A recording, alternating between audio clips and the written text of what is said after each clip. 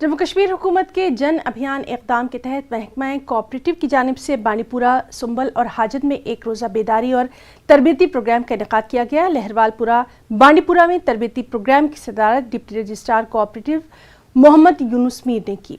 Deputy registrar cooperative ने इस मौके पर इजहार ख्याल करते हुए कहा कि कोऑपरेटिव बेरोजगार नौजवानों के लिए रोजी रोटी पैदा करने का एक प्लेटफॉर्म है और महकमा इससे मुस्तफीद होने वालों की हर मुमकिन मदद करेगा।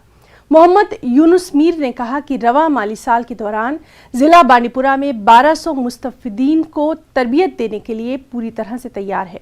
उन्होंने कहा कि इस तरह के प्रोग्राम जिले के तमाम ब्लॉक्स में मुनक्किद किए जाएंगे।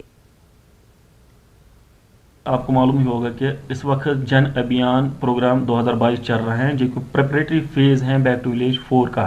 तो इस सिलसिले में जो मुख्तलिफ डिलीवरेबल्स हैं मुख्तलिफ डिपार्टमेंट्स को, तो उसी अकॉर्डिंगली हमारा भी डिलीवरेबल है डिपार्टमेंट ऑफ कोऑपरेटिव्स को, वो ये कि 25,000 मेंबर जो हैं कोऑपरेटिव मेंबर्स, उनकी ट्रेनिंग देना है।